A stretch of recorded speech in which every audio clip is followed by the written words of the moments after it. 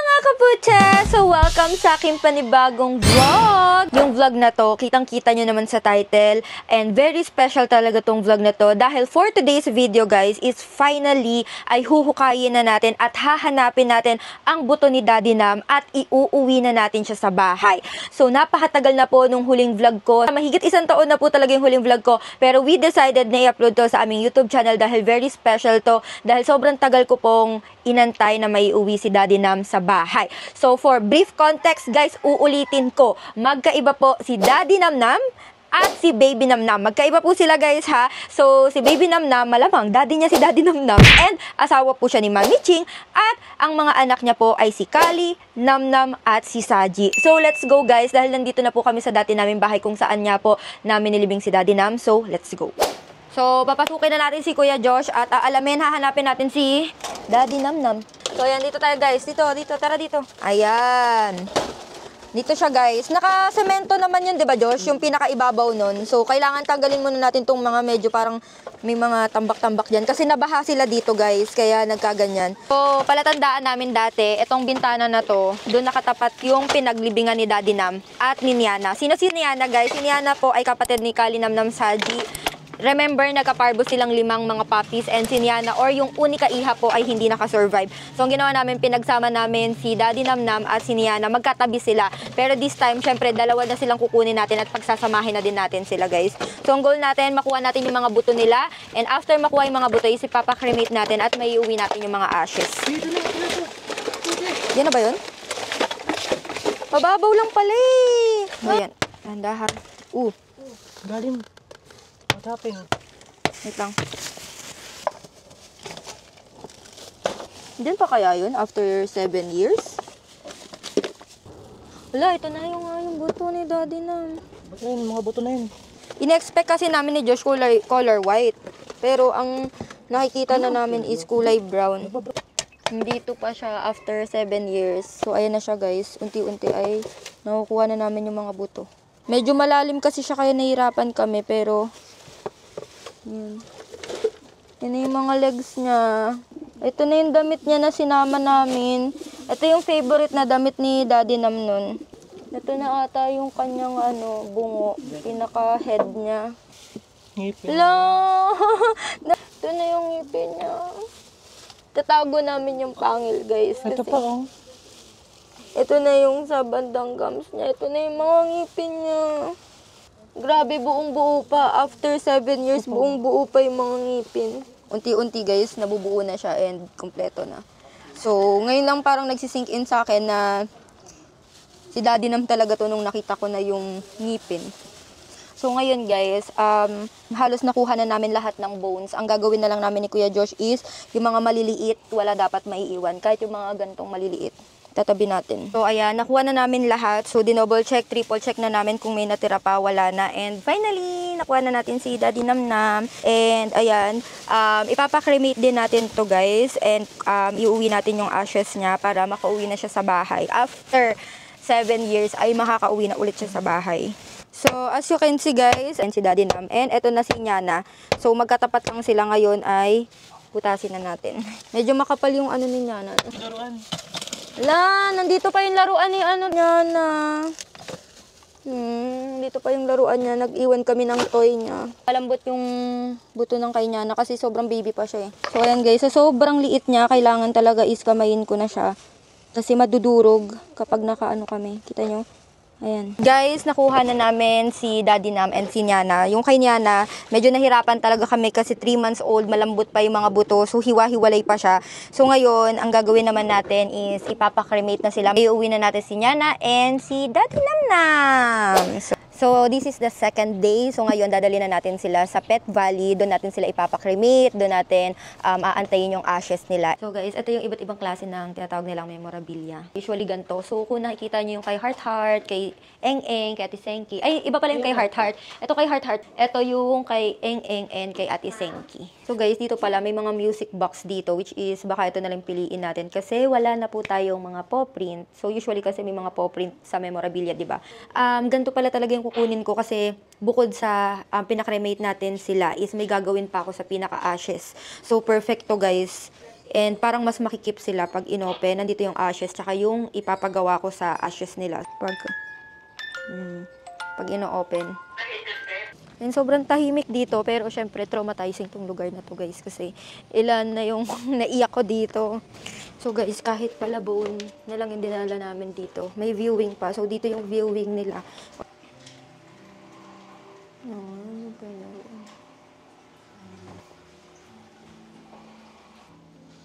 So ito na yung mga inukay namin. And finally, makakauwi na sila. Uwi na si daddy na. Sorry na tagalan. Sinyana. Kita-kita yung mga ngipin ni daddy na. Buong buo pa. Grabe yung pinagdaanan ng area niya guys. Binabaha. Tinubuan na ng mga damo. Pero nag-antay talaga siya. Hindi siya nawala dun. Inisip kasi namin baka sa sobrang tagal na. Tapos binabaha. Siyempre lumalambot yung lupa. Baka nadala na ng baha. Ganun. Pero nandun pa rin siya.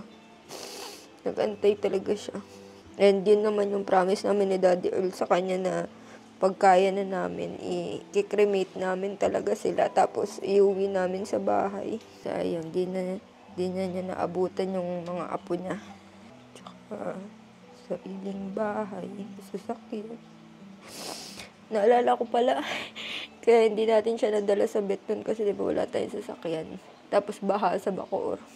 Nangutang pa ako sa friend ko. Shoutout sa'yo na, thank you. Gamot niya, para sa gamot niya nangutang pa kami. Kaso pagdating nung gamot, wala na siya, hindi na niya naabutan. Ang gumamit na nung gamot, sila Kali, nanamnam. For the love of God. And again, as we gather to our heart, we thank you for the joy and love that brought into our lives. Son, to the Holy Spirit. Amen.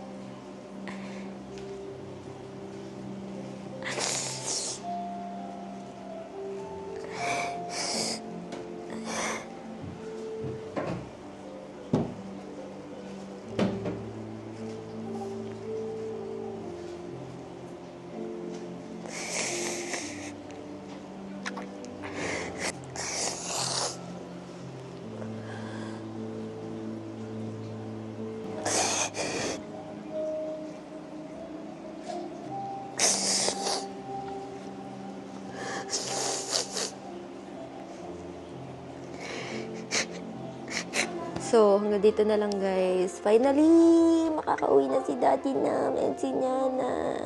Ang tagal namin inantay ito ni Daddy Earl. Naiiyak ako kasi sobrang happy ko kasi akala ko talaga hindi ko na sila maiuwi. And ngayon, finally, naiuwi na natin.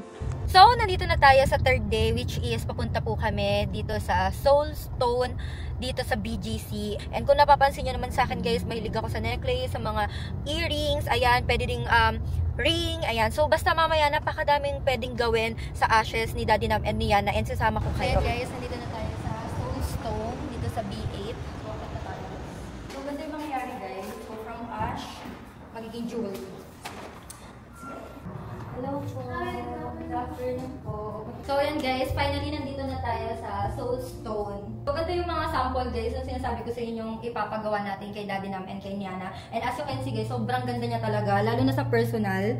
And sobrang dami niya palang advantage kapag naka-stone na siya. So, yun, nakausap natin yung owner. Sabi ko kasi, ano yung pagkakaiba kapag naka-ash na siya and naka-stone. And isa sa benefits niyan is, syempre kapag yung mga natural calamity, yung mga sunog, yung mga baha, syempre pag naka-ash yan, wala na, bye-bye na. Pero pag naka-stone guys, sobrang secured yung mga ashes ng mga fur babies natin. Guys, kapag pumunta kayo dito, nagpaganto kayo, pwede nyo din makita yung process.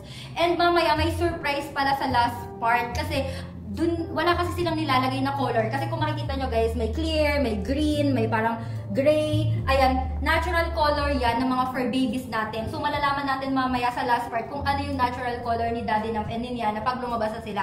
Is it clear ba or green? And yun yung parang exciting part. Kasi yun yung talaga yung natural color nila. So, tara na guys. Ito po yung lab. Okay, laboratory talaga. So, yung mga gusto mag-avail, makakapasok po talaga. Yes. They can watch the whole process. Magpapanood nyo talaga yung process. So, nandito na tayo sa step 1. And ito na yung mga si Daddy na. And then, si Yana. So, dito sa part na to guys, is kukuha na ng 5 grams. So, ito yung molder guys. Ito yung molder nila. And as you can see, si sir po ay kuha na ng 5 grams. 5 grams lang po yung kailangan. Hindi naman lahat. Pero, depende sa inyo. Meron kasing 5 grams, merong iba po, di ba, nila lahat talaga. So, depende yan sa inyo. Kung gusto nyo, lahat is ipastone na. Pero yung sa akin kasi 5 grams lang kasi gagawin ang jewelry. Medyo marami pa kasing buo-buo. Kaya, kailangan maging pinong-pino. Kaya, parang ginagrind pa niya.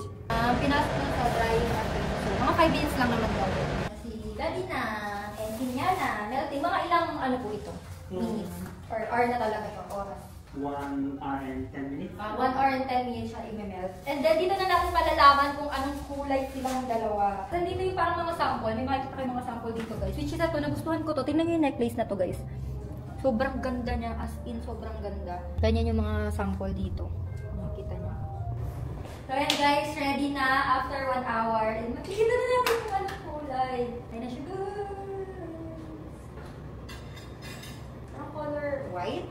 Color yellow. So, ito na sila guys. Tapos may certificate. Ayan, ganito yung itsura ng certificate guys. Which is ano to, pagkakakilanlan daw. Ang ganda nila. Parang mas ma-appreciate nyo pag ganito na. And this time, mamimili na po tayo kung ano yung gagawin kong ipapakat natin para gawing necklace. So, ayan. Ganda. Ito na si Daddy no. So, ganito pala yung packaging ng 5 grams po. So, ganito yung itsura niya. And once na pinagtabi nyo siya, parang pareha silang clear again. Pero pag magkatabi na, darker si Niana kaysa kay Daddy Nam. Which is si Daddy Nam, guys, pag ginawa siyang necklace, parang mas maganda siya kasi as in puting-puti talaga siya. Ayan, ganyan yung itsura niya. So, ayan guys, finally, naayos na natin yung kay Daddy Nam and Niana. So, thank you po sa Soulstone kay Ate. So, thank you na Ate May at kay Sir. Ano po ulit sa name ni Sir? Steve. Steve. Okay. Bye-bye. Thank you. Thank you so much po.